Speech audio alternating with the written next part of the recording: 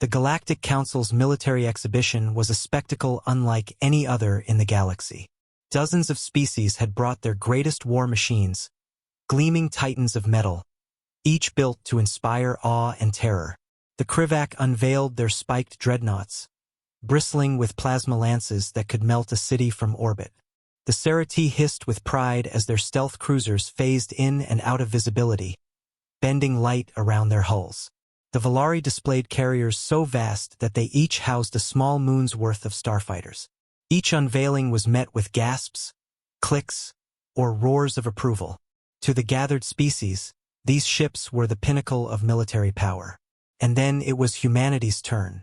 At the back of the hall stood a small delegation of humans. Plain uniforms, simple insignia, nothing flamboyant. Leading them was Admiral Catherine Hayes, a woman whose calm eyes betrayed neither fear nor pride. She waited until the last alien applause faded. A Krivak commander sneered. "Humanity, let us see what you call a warship. Surely your primitive world could not have produced anything comparable to this." He gestured to his monstrous dreadnought. Whispers and laughter rippled through the chamber. Humanity was the youngest member of the Council, barely a century into spaceflight. Many expected them to unveil something small, clumsy, if they had anything at all. Admiral Hayes only smiled. "Very well." She pressed a control on her wrist. Above the exhibition hall, the view screens flickered to life, showing the void of space just beyond the Council's orbital station. First, there was nothing. Then shadows moved.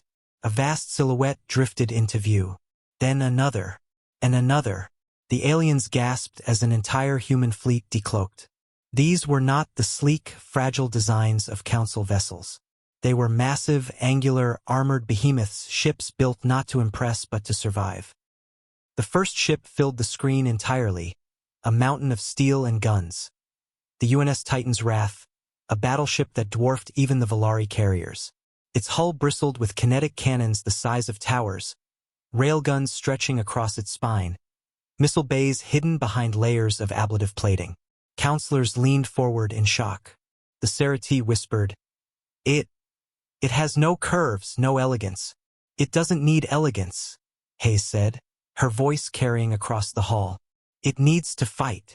The view widened. Dozens of human warships emerged from the void. Destroyers, carriers, dreadnoughts. Each one bore the scars of past battles, patches of darker hull plating, scorch marks that hadn't been polished away. Where alien ships were pristine displays of artistry, the human fleet looked brutal, functional, alive. Admiral Hayes began to speak, her words precise and unyielding. "You build ships to intimidate. We build ours to win wars. Your plasma lances? Beautiful, but they overheat. Our railguns fire slugs at near light speed.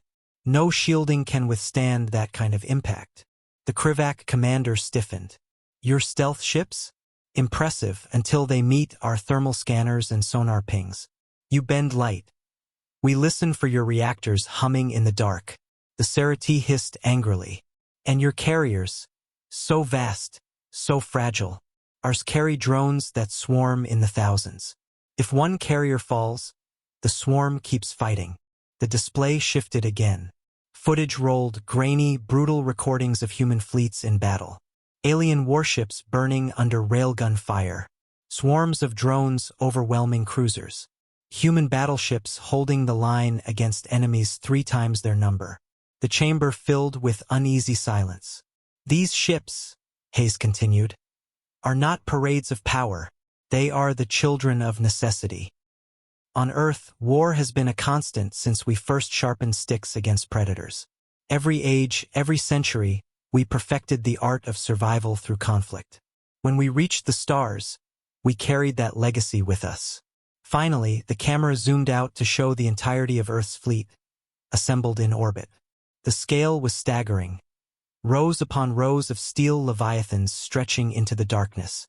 Counselors who had once laughed now sat in stunned horror. The Valari delegate croaked, You have built an arsenal fit not for defense, but for conquest." Admiral Hayes's smile sharpened. "No, for survival. We learned long ago that the universe does not forgive weakness. So we built ships that will endure when elegance fails. We built weapons that will strike when beauty hesitates. Her eyes swept the chamber. You wanted to impress us with your fleets. Instead, you have seen ours. Now you understand, humanity does not seek approval. Humanity seeks victory. For several moments, no one spoke. The silence of the council was not admiration, but fear. The kind of silence that came when one realized they had underestimated a predator. The Krivak commander finally growled, "If you unleash such a fleet, who could stop you?" Admiral Hayes folded her hands behind her back. "That depends," she said quietly. "Why would anyone need to?" The implication hung heavy in the chamber. Aliens had thought humans weak, naive, untested. Now, confronted by the fleet that scarred the stars themselves, they realized the truth. Humanity was not here to be impressed. Humanity was here to remind the galaxy what war really meant.